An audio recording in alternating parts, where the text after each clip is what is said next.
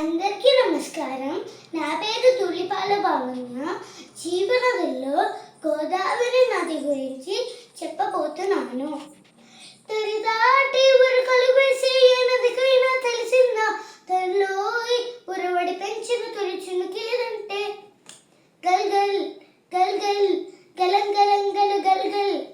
ఇక్కడ మహాత్ములతో నదుల పోలిక కేవలం పుట్టుక వరకే కాదు, నిస్వార్థంగా సకల జీవరాశులకు తమ సర్వస్వాన్ని ధారపోసే తత్వంలో కూడా ఆ పోలికను మనం చూడవచ్చు.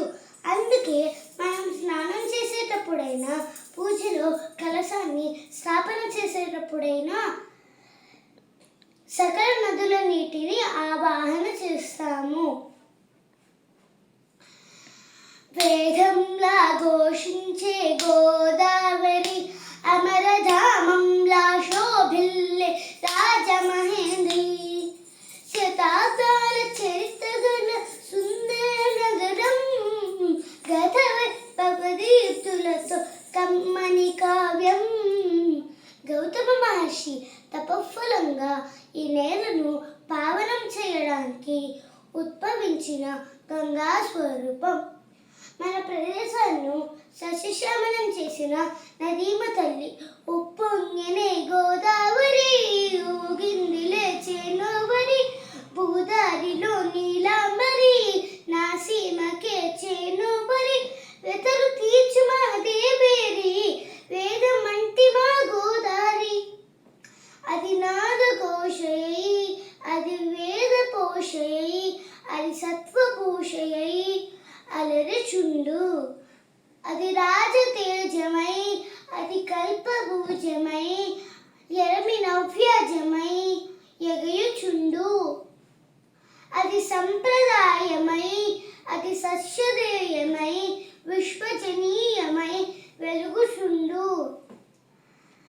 ధన్యవాదములు. ఇప్పుడు నేను గోదావరి గురించి పాటలు చెప్పబోతున్నాను.